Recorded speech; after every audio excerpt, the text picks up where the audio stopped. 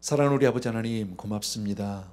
오늘 정말 어려운 가운데 현장에 예배를 재개하고 제한적으로 우리 성도님들 그저 모여서 이렇게 예배 드리는데, 하나님 함께하지 못한 성도님들, 이런저런 이유로 같이 할 수 없는 성도님들도 많이 계십니다. 사랑하는 아버지, 어디에 있든지 우리 성도님들 한 분 한 분 그 예배 자리에 함께해 주시기 원하고, 우리 성도님들을 위로하시고 축복하시고 오늘도 은혜 위에 은혜로 함께하여 주시옵소서.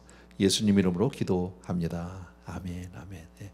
우리가 자유롭게 움직일 수는 없죠, 그죠? 서로 가까이 갈 수도 없지만, 모르겠습니다. 여러분 다 인사를 나눈지 한 번씩 이렇게 주변 돌아보시면서요, 이렇게 손 인사라도 한 번씩.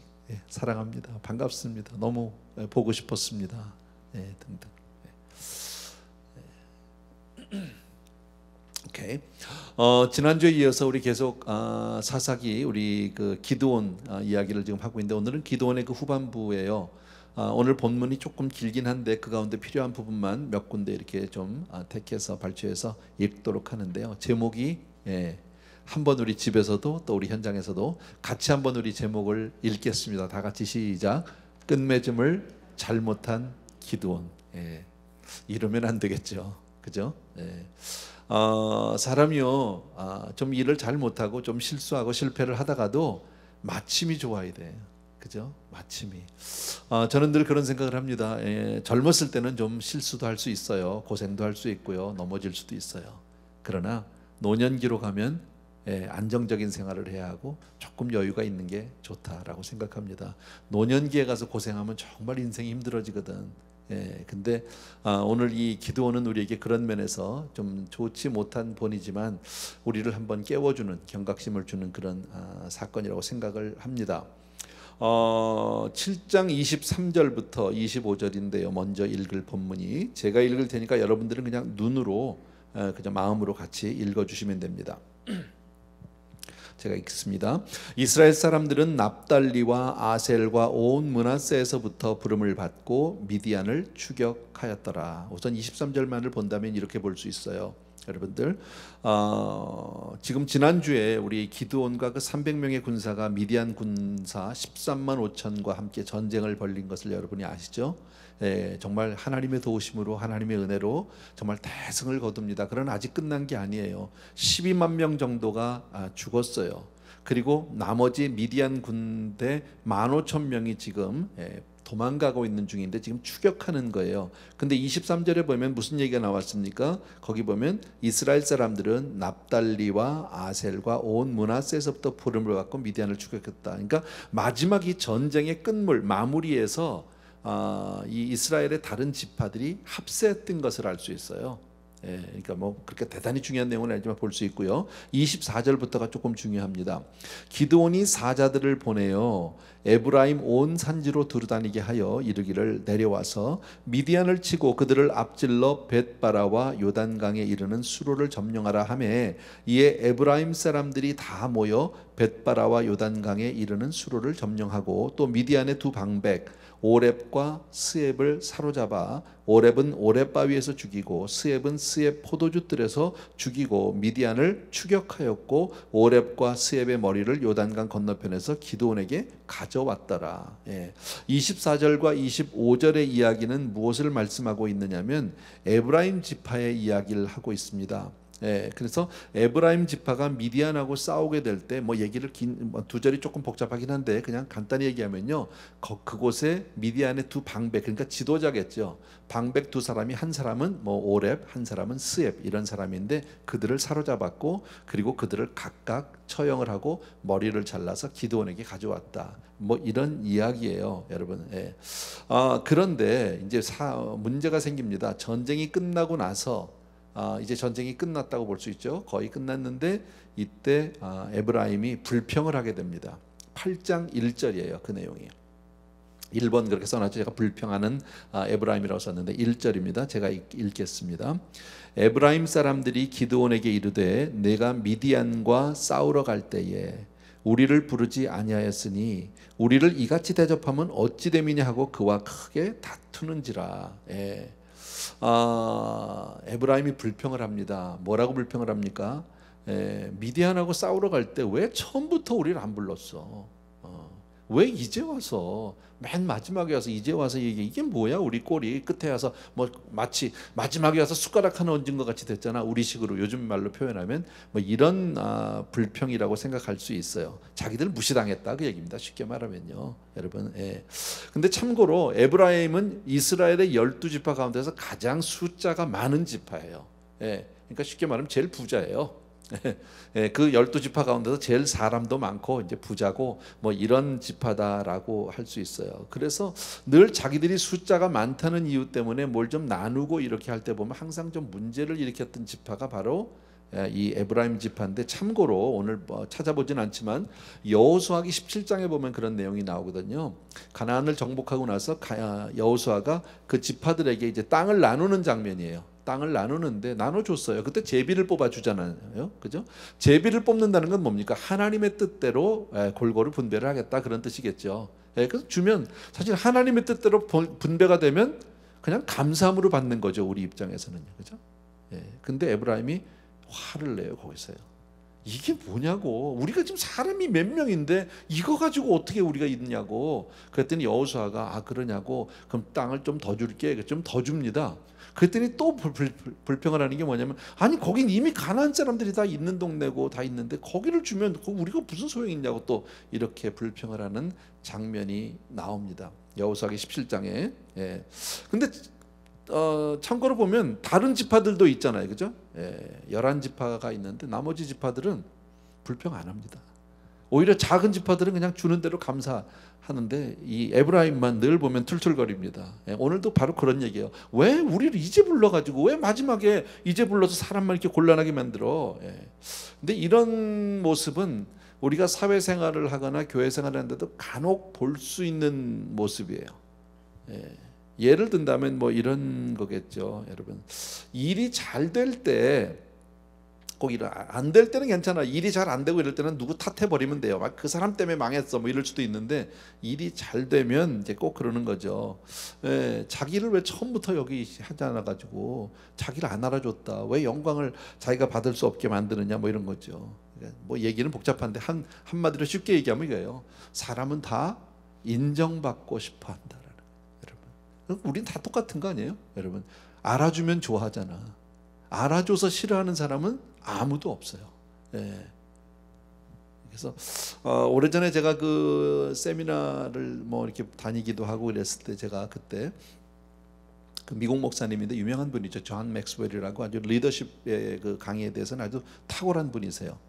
근데 그 존 맥스웰이 그때 했던, 당신이 목회를 하면서 샌디에고에서 목회를 할 때 본인이 깨달은 그 목회의 첫 번째 그 목회 철학이 있다. 근데 저도 그걸 그대로 받았어요. 그게 뭐냐면 첫 번째가 영어로 그냥 아주 쉬워요.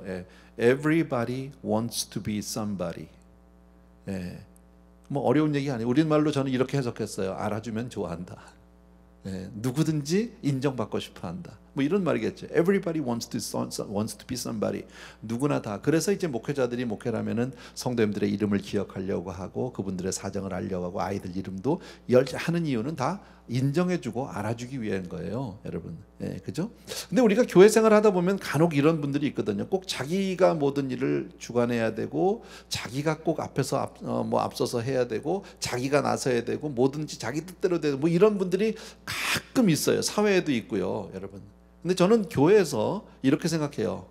정말 교회와 신앙의 본질적인 문제만 아니라면 그분 이야기를 그냥 들어주자는 거지, 웬만하면. 다른 데서는 왜? 그래야 그분이 신앙생활을 잘할 수 있어요. 그래야 그분이 교회를 안 떠나. 왜냐하면 초신자 때는 누구나 다 똑같아요. 우리가 하나님 앞에 신앙생활하는 게 맞는데, 원론적으로는요, 처음에는 하나님이 안 보이고 사람이 보이거든. 그러니까 사람으로부터 인정을 받고 사람으로부터 이렇게 좀 칭찬을 받아야 사람이 신앙할 재미가 나는 거야. 그러니까 우리가 왜 새 가족이 오면 막 가서 인사하고 뭐 가서 뭐 커피도 주고, 뭐 요즘 우리 그럴 수 없지만 그렇게 하는 이유가 왜 그래요? 그 사람 알아주는 거죠. 그리고 그 사람 얘기하면 잘 들어주고, 그리고 칭찬하고 그러냐고. 우리 늘 오는 사람한테는 그렇게 얘기하지 않잖아, 오래된 성도들한테는요. 근데 그렇게 하는 이유는 그분이 그렇게 해서 신앙생활 잘할 수 있도록, 여러분. 사실 초신자 때 그렇지 않습니까? 예, 교회를 열심히 나오면서 그렇게 교회 나오는 내가 너무 귀하잖아. 안 그래요? 예, 예배에 열심히 참여하는 그 내가 너무 대견해 보이고 정말 헌금 생활 잘하는 내가 그게 너무 귀한 거야. 전부 나. 근데 그런 사람이 은혜를 받고 신앙이 성장하고 성숙하다 보면 하나님이 보이기 시작하죠. 그때부터요. 예, 그리고 하나님 앞에 겸손해지고 하나님 앞에 은혜로 나가는 그런 모습을 보게 된다. 그래서 목사들이 어떻게 해서든지 성도님들 은혜 받게 하려고 애를 쓰는 거죠. 왜? 은혜를 받으면 하나님 앞에 성숙한 사람이 되니까. 저는 이 생각을 해봤어요. 에브라임 이게 그렇게 중요한 내용은 아닌데 이렇게 불평하는 사람들. 근데 에브라임 오늘 성경에서 에브라임이 정말 처음부터 이 기드온이 300명만 데리고 나가 전쟁을 할 수밖에 없었던 이유를 알았다면 이런 얘기 했을까요? 예, 또 하나 분명히 처음에 군대를 모았거든요. 이스라엘 사람들을 모았잖아요. 예, 물론 이게 뭐 전국적으로 모든 지파에게 연락을 했는지 안 했는지는 성경에 기록이 없으니까 모르지만 그땐 뭐가 있을까요? 예, 미디안과의 전쟁이면 적어도 이스라엘 여러 지파가 모를 수 없었을 텐데요. 모든 지파가 알았을 텐데 그때 군인들이 모였다는 얘기도 에브라임이 어렴풋이 들었을 텐데 직접 혹시 이러지 않았을까? 뭐 나한테 직접 오라는 것도 아닌데 어째 이러면서 쓱 흘려버렸을지도 몰라요. 예, 근데 그때는 뭐 하다가 왜 이제 와서 이러는지 잘 모르겠어요. 자, 두 번째 원리가 또 하나 나와요. 오늘 저 보게 되면요. 2번을 좀 펴주실래요? 2번. 겸손하고 지혜로운 기드온이 이런 문제를 어떻게 처리를 하느냐. 2절과 3절인데 8장 2절과 3절 제가 읽을게요. 기드온이 그들에게 이르되 내가 이제 행한 일이 너희가 한 것에 비교되겠느냐. 무슨 얘기예요? 내가 이제껏 한 게 지금 에브라임 아유 형님이 하신 거하고 뭐 비교나 됩니까? 이런 얘기죠. 너희가 한 거 비교되겠느냐? 에브라임의 끝물 포도가 아비에셀의 만물 포도보다 낫지 않냐. 무슨 얘기예요? 에브라임 지파의 가장 꼬레비가 아비에셀은 뭐예요? 자기 집안이에요. 아이고 우리 집안하고 우리 집안에서 제일 똑똑한 사람도 에브라임 형님네 아유 거기에 뭐 우리 이 꼬라비도 못했죠. 우리는요. 자기를 낮추고 남을 높이는 모습을 볼 수 있어요. 3절이요. 하나님이 미디안 방백 오렙과 스앱을 너희 손에 넘겨주셨으니 내가 한 일이 어찌 능히 너희가 한 것에 비교되겠느냐 하니라. 기드온이 이 말을 하며 그때에 그들의 노여움이 풀리니라. 무슨 얘기예요? 오렙과 스앱 두 방백을 나중에 처리하셨잖아요. 우리가 한 게 뭐 그거 다 별거 아니죠. 그냥 우두머리를 잡아야죠. 그게 제일 중요한 거죠. 제일 중요한 일 하셨어요. 지금 이렇게 하면서 에브라임을 지켜 세워주는 그런 모습을 볼 수 있어요. 여러분 우리가 어떻게 보면 에브라임이 이렇게 불평을 하고 이럴 때 너희들은 왜 처음에는 왜 안 나왔다가 얼마든지 따질 수도 있고 거기에 대해서 뭐라고 얘기할까요? 자기 자신을 정당할 수도 있고 불평에 대해서 정말 면박을 줄 수도 있고 여러 가지 할 수 있는데 기드온이 그렇게 하지 않고 있다라는 거죠. 그리고 우리가 한 일은 아무것도 아닙니다. 이렇게 하고 상대방을 높여주는 모습을 보는 것으로 뭘 할 수 있어요? 기드온의 성숙함을 할 수 있어요. 여러분 신앙의 원리 가운데 우리가 성경에서 우리에게 가르쳐 주시는 귀한 신앙의 원리는 여러분 큰 자가 작은 자를 섬기는 거죠. 그죠? 세상은 작은 자가 큰 자를 섬기는 원리예요. 큰 자는 섬김을 받고 다스리는 거예요. 그러나 성경은 뭐라고 얘기합니까? 큰 자가 작은 자를 섬기는 거예요. 지금 기드온은 지금 그 모습을 보여요. 기드온은 지금 사실 세상적으로 보면 대단한 거 아닙니까? 그 어마어마한 전쟁, 미디안과의 전쟁, 아무도 나서지 못하는 전쟁을 불과 300명 데리고 가서 완전히 쓸어버린 사람이니까 정말 엄청난 사람입니다. 세상적으로 보면. 그런데 그는 자기 자신에 대해서는 낮추고 상대방을 높여주는 이런 모습을 볼 수 있다라는 겁니다. 자칫 세상적으로 만약에 했다면 기드온과 에브라임 사이에 전쟁, 미디안과 전쟁 거의 끝무렵에 가서 무슨 일이 나요? 집안 싸움 날 뻔했잖아. 쉽게 말하면요. 그죠? 이거는 안 되는 거죠. 그래서 여기서 한 가지 우리가 배울 게 뭐예요? 이렇게 우리가 겸손해야 되겠고 상대방을 높여줘야 되는데 조금 더 나가서 칭찬과 격려하는 사람이 되자라는 거예요. 칭찬과 격려. 그죠? 우리도 살아가면서 관계 속에서 살아가는데 대개 사람들은요 누구를 책망하고 누구를 손가락질하고 그죠? 이런 사람이 비판하는 사람이 더 많죠. 사회에 대해서, 사람들에 대해서 칭찬 격려 잘 안 해요. 근데 이것은 우리가 습관적으로 바꿔야 될 것 같아요. 물론 우리 성도님들 잘 하시는데 칭찬하는 습관. 예. 사실은 그래서 사람들은 다 칭찬에 목말라 있어요. 예. 심지어 뭐 칭찬은 고래도 춤추게 한다라는 그 제목이 있잖아요. 내용은 그게 아니지만요. 어쨌든요. 예. 아시죠, 여러분? 칭찬하면 다 좋아해요. 예. 그래서 이거는 습관적인 것 같아요. 뭐 칭찬한다고 내가 어떻게 되는 게 아니니까. 여러분, 사실은 남편에게 칭찬 좀 해주세요. 남편 가정에서. 예. 아내 칭찬해 주세요. 우리 자녀들 다 목말라 있어요. 잘한다고 칭찬해주고. 여러분, 목사, 성도 똑같아요. 성도님들이 저에게 목사님 오늘 너무 은혜 받은 뭐 이러면요, 아유 하나님 은혜 감사합니다, 잘 들어지, 말은 이런데 속은 얼마나 좋아하는지 몰라요. 사람은 다 그래, 여러분. 그리고 그렇게 얘기한 사람은 왠지 내 편 같고, 뭐 편을 가르자는 건 아닌데 왜 사람이 마음이 가잖아. 그런 거예요. 그러니까 지금 기도원을 통해서 우리가 배울 수 있는 것은 그거예요, 여러분. 근데 에브라임이라는 이 지파는 사실 좀 미성숙한 지파라고 볼 수 있는데요, 이 버릇을 못 고치더라고. 나중에 나와요. 사사기 12장에 가서 나오는데, 그때 가서 또 그래. 왜 처음부터 우리 안 불렀냐고 또 가서 불평을 하는데, 그때 입다라는 사사한테 된통당합니다. 기드온은 그들을 잘 살려줘서 이렇게 해서 달래주고 칭찬해 줬는데요, 입다는 어디 그냥 한 번에 끝납니다. 그런 장면이 나중에 이제 나오는데, 어쨌든 그 다음에 이제 사건 가운데, 그 다음에 이제 그 에브라임과의 이런 불화 문제를 해결하고 나서 세 번째 3번 좀 펼쳐 주실래요? 큰 3번 보면 숫꽃과 분우엘 돼 있죠. 이건 두 장소의 이름이고 이스라엘 그 지파가 있었던 곳인데, 제가 뭐 어려운 이야기는 아닙니다. 읽어드릴게요. 4절부터 9절인데 제가 읽겠습니다.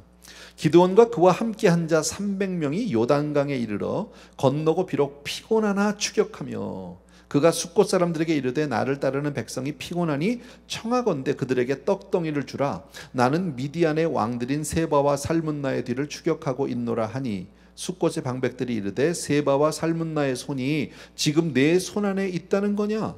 어찌 우리가 내 군대에게 떡을 주겠느냐 하는지라. 기드온이 이르되 그러면 여호와께서 세바와 살문나를 내 손에 넘겨주신 후에 내가 들가시와 찔레로 너희 살을 찢으리라 하고, 거기서 분우엘로 올라가서 그들에게도 그같이 구한즉 분우엘 사람들의 대답도 숫곳 사람들의 대답과 같은지라.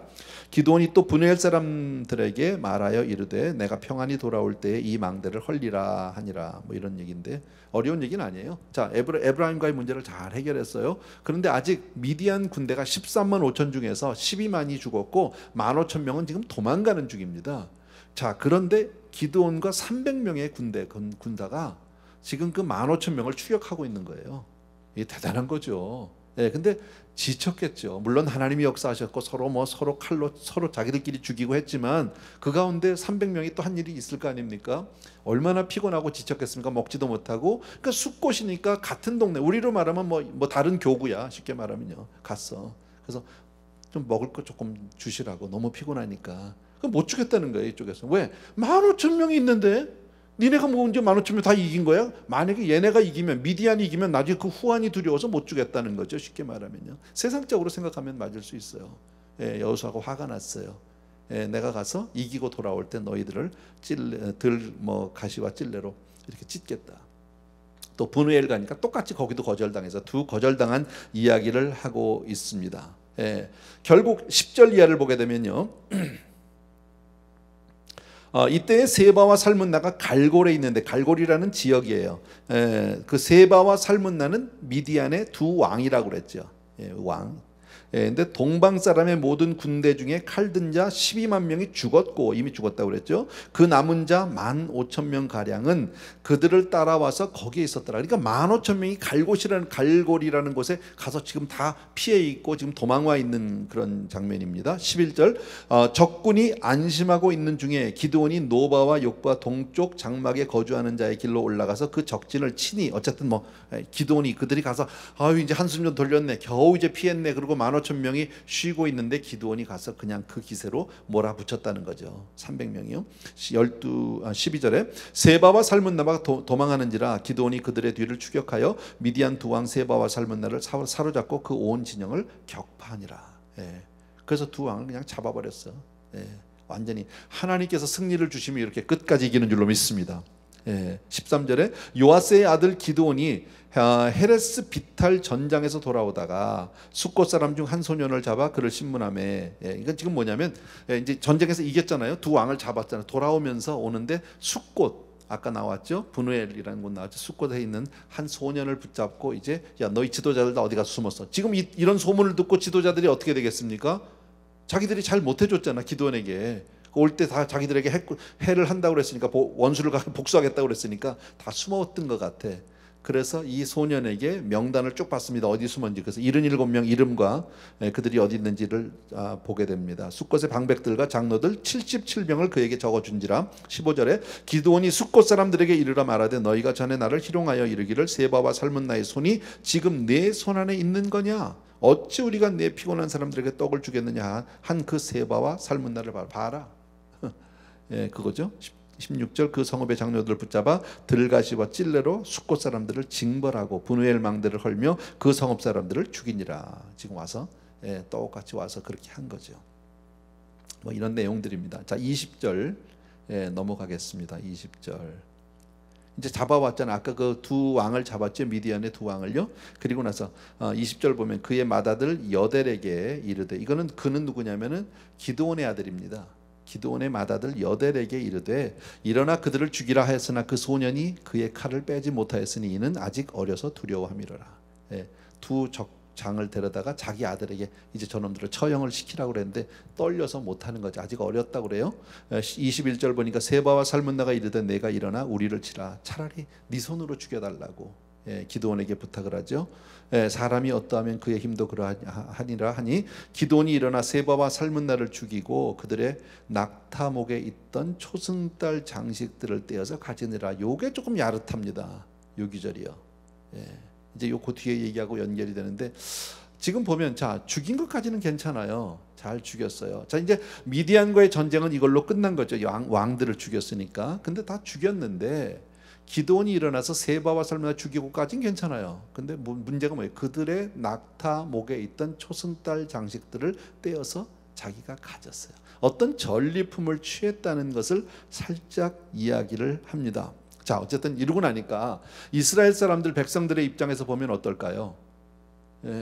지금 미디안과의 그 어마어마한 15만 명의 군사를 불과 300명으로 이겼잖아. 그러니까 이 사람 대단한 사람 아닙니까? 민족적인 영웅 아니겠습니까?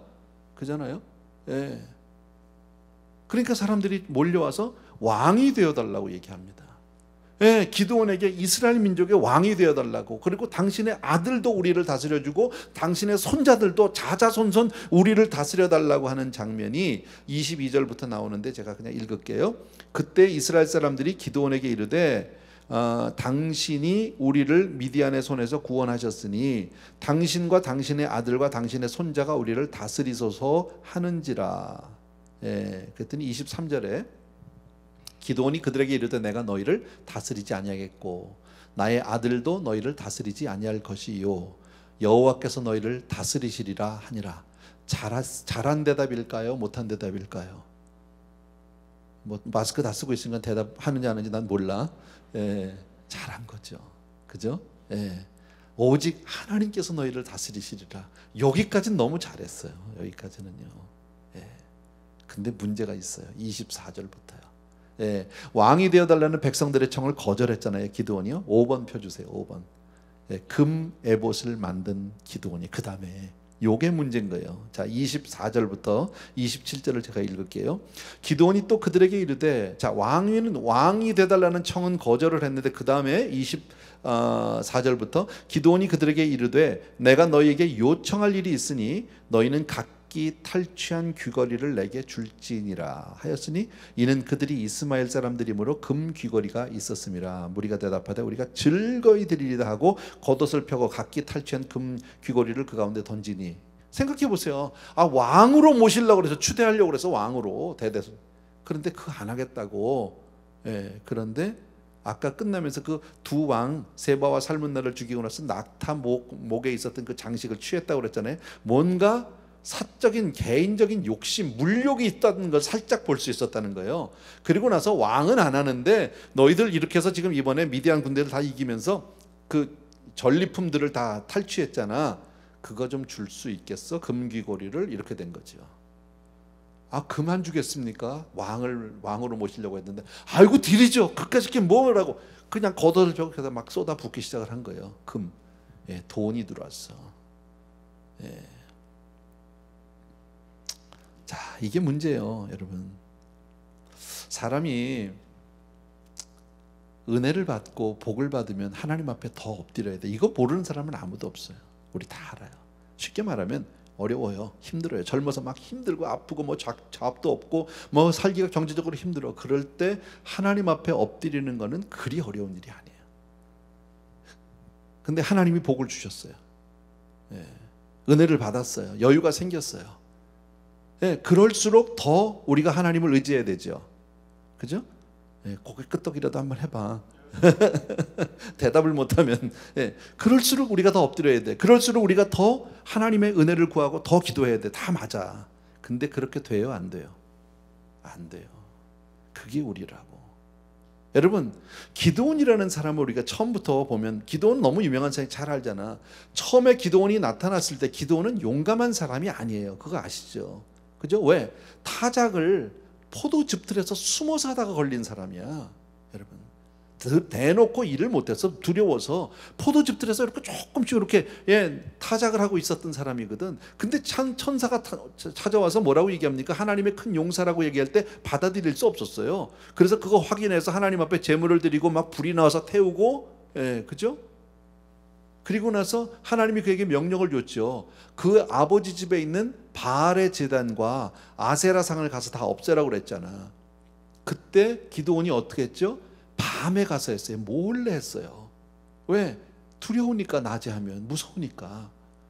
또 이렇게 용감한 사람이 아니에요. 그리고 난 다음에 하나님이 또 무슨 복을 주셨어요? 그에게 사람을 붙여줬죠. 그 다음에 이 미디안을 너에게 붙였다고 나가 전쟁하라고 그러니까 뭐 양털 가지고 하나님 요렇게 해줘요 저렇게 해줘요 했던 거 기억나시잖아요. 그죠? 그때도 용감한 사람 같으면 그냥 나가죠. 못 나갔어요. 이런 사람이 바로 기드온입니다. 근데 그가 그의 인생에서 정말 별 볼 일 없는 이스라엘 지파 가운데서 기드온이 속해 있는 베냐민 지파는 가장 별 볼 일 없는 지파라고 볼 수 있어요. 가장 작은 지파예요. 그 지파에서 정말 숨어서 타작하던 그렇게 정말 일개 촌부입니다. 어떻게 보면요. 정말 아주 연약한 사람이 하나님의 도우심으로 점점 세상 말로 하면 승승장구죠. 크게 성공했죠. 전쟁에서 이겼죠. 민족적인 영웅이 되었죠. 왕이 될 뻔했으니까 왕위를 거절한 것까지 너무 멋있게 잘했는데 뭘 요구했어요? 거기에서 보상을 받고 싶은 거예요, 자기도요. 그래서 그래서 그 금을 가지고 에봇을 만드는데, 에봇이라고 하는 것은 제사장이 입는 이 조끼 같은 거예요. 사실 이건 자기에게 필요한 게 아니에요. 근데 그 받은 금으로 에봇을 만들었으니까 이 에봇이 입을 수 있는 걸까요, 아닐까요? 아니에요. 상징적인 거예요. 그것을 통해서, 그럼 사람들이 그걸 보면 성경이 뭐라고 그러냐면, 이것을 이스라엘 백성들이 그 에봇을 아주 음란하게 섬겼다고 얘기합니다. 그걸 가지고 거기서 무슨 음행을 했다는 뜻이겠습니까? 그건 아니겠죠.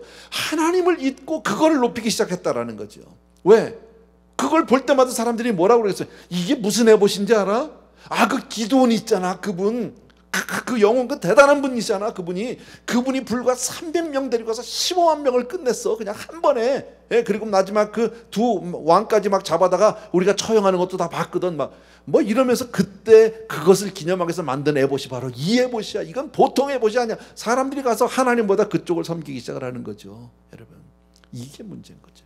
여러분, 금 에봇을. 사람은 뭔가 다 명예욕이 있어요. 뭔가 남겨놓고 싶어해요. 여러분, 그잖아요. 많은 사람들이 자기의 무슨 기념관을 대통령들 다 그만두고 나면 뭐 하나씩 합니까? 무슨 재단도 만들고, 무슨 라이브러리도 만들고. 이 동네 가면 로널드 레이건 저것도 있잖아요. 저 라이브러리 있잖아요. 오렌지 카운티 가면 닉슨 대통령 라이브러리 있더라고. 내가 거기서 주례도 했는데 몇 번. 다 뭔가를 남겨놓고 싶어하는 거야. 이건 사람이면 다 똑같아요. 누구나. 그런데 우리 크리스찬은 어때야 되느냐는 거예요. 중요한 것은요, 여러분, 전쟁 나가서 정말 얻은 전리품, 그게 왜 자기 겁니까? 하나님의 은혜로 했다면 다 하나님 거지. 맞습니까, 여러분? 정말 중요한 거죠. 자, 마지막으로 6번 좀 펴주세요. 자, 뭐라고 되어 있습니까? 많은 아내와 첩을 둔 기드온입니다. 성경을 보면 제가 잠깐 읽을게요. 29절부터요. 29절부터 좀 펴주십시오. 요아스의 아들 여룹바알이 기드온입니다. 돌아가서 자기 집에 거주하였는데 30절 기드온이 아내가 뭐해요? 많아요. 그의 몸에서 낳은 아들이 70명이야. 아들이 70이면 딸도 있을 거 아니야. 뭐 몇 명인지 중요하진 않아요. 31절 보세요. 세겜에 있는 그의 뭐도 있어? 첩도 있어. 첩도. 아내가 많은데도 이게 양에 차지가 않나 봐.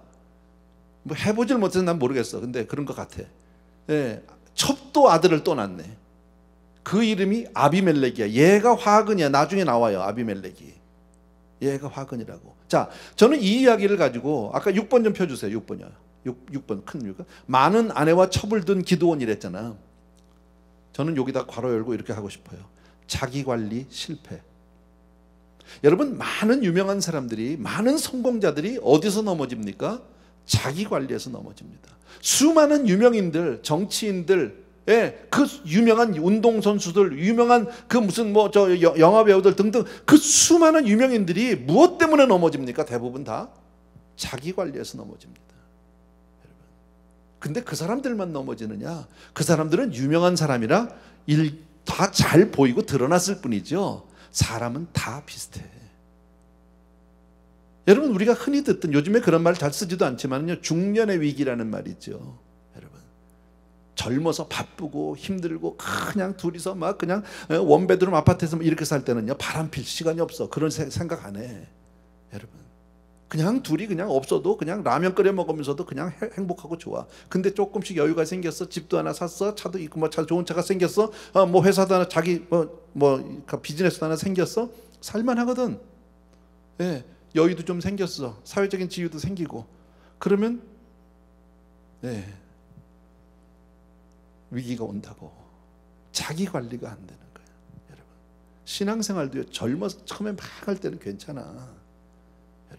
시간이 오래되면서 중직자가 되면서 여러분, 신앙이 뭔지도 알고 교회가 뭔지도 알고 모든 걸 다 자기가 알게 될 때, 그때부터요 가장 기도 많이 해야 되잖아. 근데 기도가 안 돼. 이게 우리 현실 아니에요? 젊어서 그렇게 열심히 해가지고 집사님도 되고 권사님도 되고 장로님도 됐는데, 막상 장로님이 됐는데 기도 안 해. 이런 경우가 얼마나 많으냐. 여러분, 신앙은 왜 우리가 잘 아는 선줄로 생각하면 넘어질까 조심하라는 말이 왜 성경에 있을까요? 우리는 아무도 내 자신을 그렇게 스스로 잘 관리할 만큼 성숙하지 못하다. 얼마나 우리가 약한 존재인지 몰라요. 유혹이 없어서 그렇죠. 이제껏까지 우리가 넘어지지 않은 것은요, 저와 여러분이 넘어지지 않고 오늘 있는 것은 여러분, 하나님의 은혜요. 첫 번째. 두 번째는요, 유혹이 없었을지도 몰라. 남자들요, 이쁜 여자가 와서 막 나 좋다고 달려드는데 어떻게 그걸 참아요? 안 그래요? 그잖아. 못 참아요. 그러면요. 그래서 조심해야 되는 거예요. 그래서 우리가 내 삶을 교회에다 묶어야 되는 거예요. 신앙으로 묶어야 하는 거예요. 제가 이런 생각을 했어요. 우리 뜻하지 않게 지금 팬데믹으로 인해서 이렇게 지금 오늘 16주 만에 처음으로 우리가 예배를, 권사님 때문에 알았네. 그것도요. 기도할 때 얘기하셨어요. 16주 만에 모였어. 우리가 이런 날이 있으리라고 상상도 못했잖아요. 그잖아요. 이렇게 마스크 쓰고 모든 사람이 뚝뚝 떨어져 앉아가지고 이것도 이럴 날이 오리라고 상상을 못했는데 이게 우리 현실이 돼버렸잖아. 근데 성경은 뭐라고 얘기합니까? 계시록을 보게 되면 마지막에 대환란 때 이런 정도가 아니라 아예 우리 교회 자체로 모임 자체가 불가능한 날이 오는 날이 있다는 거지. 앞으로 가면 갈수록요. 그럴 때 우리가 뭐 해야 해요? 더욱 하나님 앞에 믿음으로 서는 것 외에는 다른 길이 없잖아. 여러분, 이 기회는 어쩌면 우리에게 미리 하나님이 재난의 시작을 보여주는지도 모르겠어요. 여러분, 그래서 더욱 우리는 정신 차려야 한다. 꼭 기억해 주시기 바랍니다. 대부분 성도님들 정말 잘하세요. 나는 그렇게 믿습니다. 우리 성도님들 정말 귀하고 잘하세요. 너무너무 아름답고 정말 좋은데 기드온처럼 되어서는 안 되죠. 기드온처럼 되면 안 되죠. 여러분, 정말 젊어서는 그렇게 잘 나가고 성공하고 막 세계 막 민족적으로 우상이 되고 너무너무 좋았는데 말년에 가서 이게 뭔 짓입니까 이게. 여러분, 너무 죄송한 얘기인데요. 여러분, 전두환 대통령 아닙니까? 한국의 대한민국의 대통령을 지냈던 분 아닙니까? 엊그저께인가 뉴스 보니까 그런 거 나오던데요. 예, 그분 동상, 그분 그림 막 그려가지고 뭐 온 그 뭐 광주 시내를 질질 끌고 다니던데요. 목매가지고. 여러분도 아마 뉴스에서 보셨을지 모르겠어요. 뭐 본인을 그런 건 아니지만 어쨌든 그러고 살면 좋겠습니까? 그 자제분들은 어떨까요? 어디 한번 나가서 우리 아버지 전두환이에요라고 떳떳이 얘기할 수 있을까요? 자자손손 얼마나 부끄러운 가문이 되고 맙니까? 여러분, 한때는 대통령으로 떵떵거리던 분 아닙니까? 대한민국을 한 손에서 그냥 좌지우지하던 분 아닙니까? 그런데 말년이 그게 뭐냐고. 차라리 일찍 죽었으면 그런 일은 안 당하지. 그 사람을 얘기하자는 게 아니라, 여러분, 시작은 너무 좋았는데 결말이 너무 좋지 않다라는 겁니다. 더 나쁜 건 뭔지 아십니까? 기드온이 죽었어요. 제가 읽지 않았는데 마지막 부분 보면 나옵니다. 죽었어요. 죽고 나니까 이스라엘 민족이, 성경이 뭐라고 얘기하면 기다렸다는 듯이 하나님을 떠나서 바알을 음란하게 위했다고 그럽니다. 기드온이 그나마 사라지고 나니까 이스라엘 민족 전체가 하나님을 떠나서 아주 음란하게 바알을 위했대요. 여러분, 정말 젊어서 이민 와가지고 우리 힘들게 살고 고생하고 그러면서 여기서 살면서 어느 정도 자리도 잡고 신앙생활도 잘하고 집사님, 장로님 다 됐어요. 예. 그리고 돌아가셨는데, 그리고 내가 죽었어. 근데 내 자식들이 전부 교회 하나도 안 나가. 만약에 그런 일이 있다면요, 이건 정말 슬픈 일이죠. 성공한 인생이라고 말할 수 없겠죠. 그렇게 얘기하면, 여러분, 이스라엘 민족이 자기들을 구원해준 기드온의 그 집 가족을 후대하지 않았다라고 성경은 좋아하지 않았대요. 잘해주지 않았대요. 여러분, 신앙 떠나면 우리는 다 잃는 거예요. 하나님 없으면 우린 다 죽는 거예요. 꼭 기억해 주셔야 합니다. 힘들어요. 요즘에 우리가 정말 나의 영성을 유지하기가, 나의 정말 신앙을 유지하기가 쉽지 않아요. 왜? 예배가 자유롭지 않으니까. 교회를 우리가 올 수 없고 성도 간의 교제가 우리가 지금 원만하지 제대로 할 수가 없으니까, 만날 수가 없으니까 사람을요. 그럴수록 우리는 정신 차리셔야 돼요. 하나님 분명히 팬데믹 이런 것을 우리에게 허락한 이유가 분명히 있을 거예요. 제가 누누이 몇 차례 얘기하는데 알곡과 쭉정이를 가르는 시간일 수도 있어요. 네. 그래서 무슨 일이 있어도 우리는 믿음으로 살아야 한다. 여러분, 마침을 잘못하면 다 망하는 겁니다. 갈수록 더 좋아져야 할 줄로 믿습니다. 하나님 분명히 정말 하나님을 잘 섬기는 사람에게 자녀손 1000대를 축복해 주시겠다고 약속하신 분입니다. 하나님, 우리가 갈수록 더 잘 되기를 원하시는 분인 줄로 믿습니다. 네, 꼭 기억해 주시기 바라고요. 우리 그래서 찬송가, 주 예수보다 더 귀한 것은 없는데 입속으로 조용히 부르시면 됩니다. 가사만 잘 1절만 드리고 잠시 기도하겠습니다.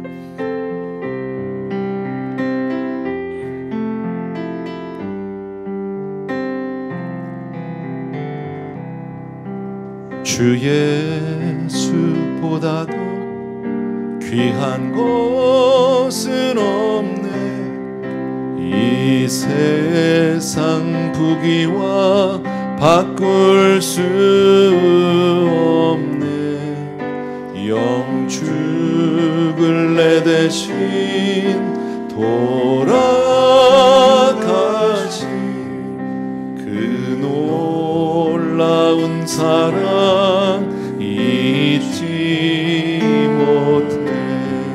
세상 즐거움 다 버리고 세상 자랑 다 버렸네. 주 예수보다도 귀한 것은 없네. 예수 밖에는 없네. 우리 조용히 반주해 주시고요. 잠시만 우리 기도합니다. 하나님, 정말 우리가 기도원처럼 이렇게 마침을 잘못하는 인생 되지 않게 도와주시옵시고, 갈수록 더욱 주님을 의지하고 더욱 주님을 사랑하고 더욱 은혜의 사람이 될 수 있도록 우리를 지켜주옵소서 하는 마음으로 잠시 기도하겠습니다. 할렐루야. 사랑하는 아버지, 우리 사랑하는 성도님들과 이 시간에 기도하면서 하나님께 나아갑니다. 참고하신 아버지, 우리 귀한 성도님들을 기억하여 주옵소서, 붙들어 주옵소서, 축복하여 주시옵소서. 오늘도 우리 귀한 성도님들이 이처럼 교회에 왔습니다. 아버지 하나님, 많은 분들이 오시지 못했지만 그러나 우리 귀한 성도님들 한 분 한 분을 위로해 주시기 원하고, 오늘도 예배 가운데 나온 모든 이들을 주여 지켜 주시옵소서. 믿음으로 승리하는 사람들 되게 하여 주시옵소서. 끝까지 우리를 붙들어 주시옵시고, 늘 하나님 앞에는 작은 자로, 가난한 자로, 아버지 하늘 목마른 자로 그렇게 하나님 앞에 나가는 우리가 될 수 있도록 주여 도와 주시옵소서. 결말을 잘 하지 못하는 사람이 아니라 끝맺음이 좋은 아버지며 정말 갈수록 우리 자녀들을 더 복을 받는 그런 성도님들 다 될 수 있도록 은혜를 베풀어 주옵소서. 감사합니다. 예수 이름으로 기도합니다. 아멘. 우리 자리에서 조용히 일어나셔서 후렴부터 합시다. 세상 즐거움 다 버리고 세상 자랑 다 버렸네. 주 예수보다 더 귀한 것은 없네. 예수 밖에는 없네. 아멘. 사랑하는 우리 아버지 하나님, 오늘은 기도원의 그 말년을 통해서 하나님, 우리가 그런 사람이 되어서는 안 되리라고 생각합니다. 귀한 성도님들 정말 어렵고 힘든 시절을 지금 보내고 있지만 아버지, 더욱더 주님께는 가까이 가고 더욱더 주님을 아버지 붙드는 그런 믿음의 사람, 은혜의 사람 되게 하여 주시옵소서. 그래 마침내 주님으로 말미암아 모두가 다 승리하고 복의 복을 받는 귀한 성도님들 다 되게 도와 주시옵소서. 오늘도 귀한 예물들 각자의 처처에서 하나님 앞에 정성껏 올려드립니다. 주님, 귀한 예물 주께로 올려드린 귀한 성도님들의 삶을 기억하시고 받아 주시옵소서. 이제는 우리 주 예수 그리스도의 은혜와 하나님 아버지 그 무한하신 그 사랑하심과 성령님의 오늘도 기름 부음이 귀한 성도님들이 끝까지 오직 하나님만 의지하는 가난한 심령 되기 위해 아버지 안에 부어지는 놀라운 은혜가 이 자리에 있는 모든 사랑하는 성도님들 뿐 아니라 지금 이 시간에 스크린 앞에서 예배를 드리고 있는 모든 사랑하는 형제들 한 분 한 분, 또 그 가정과 자녀들 위해 이제로부터 영원토록 함께 계실지어다. 아멘.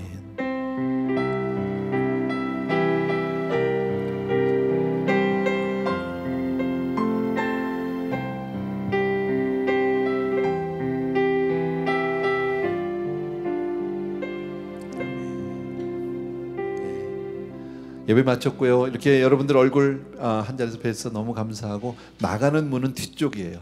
우리 저쪽 후문 쪽이 아니라 옆쪽으로 나가셔 주시면 됩니다. 동선을 그렇게 만들었습니다. 감사하고요. 건강하십시오.